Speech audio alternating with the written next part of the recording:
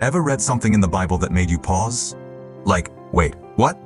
That's how I felt when I saw this part in Revelation 24. Elders sitting on rows wearing white, throwing their crowns down at God's feet. I had to stop and ask, who are these people? Why are they sitting that close to God? Let's break it down. All right, picture this heaven, not clouds and harps. I mean the real deal. God is sitting on this throne full of light and power. Thunder's rolling flashes of lightning. It's wild. Now around that throne, boom, 24 thrones.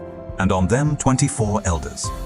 Let's read it straight from the word, Revelation 4. Verse 4 says, surrounding the throne were 24 other thrones. And seated on them were 24 elders. They were dressed in white and had crowns of gold on their heads. So, who are they? Some people say the 24 elders represent the 12 tribes of Israel and the 12 apostles, like Old and New Covenant together. Others say they're angelic beings or heavenly representatives of God's people. But here's the key. Whoever they are, they're close to God's throne. That means they carry weight, they got honor, they got authority, and check this, every time they live. And creatures cry out, holy, holy, holy. These elders fall down. They take off their golden crowns and lay them at God's feet every single time. Revelation chapter 4 verses 10 to 11 says, the 24 elders fall down before him who sits on the throne. They lay their crowns before the throne and say, you are worthy, our Lord and God, to receive glory and honor and power. To some people was a God to cup. Look, everyone when I did, they're not up there flexing. They're up there worshiping. So why should you care about 24 old elders on thrones in heaven?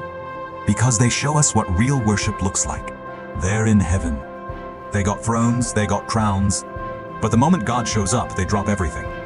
No pride, no ego, just worship. That's the vibe. It's a reminder. No matter how far we go in life, no matter how blessed we get, we lay it all down before God, your crown, your success, your title. If it ain't at his feet, it ain't worship. And here's the deeper part. They're not just watching, they're participating. They're part of the action in heaven that tells you, worship isn't a background thing, it's front row.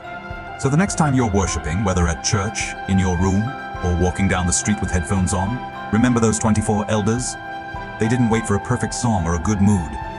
They worship because they saw God for who he is. And if you're wondering what heaven's like, it's not boring. It's not just floating around.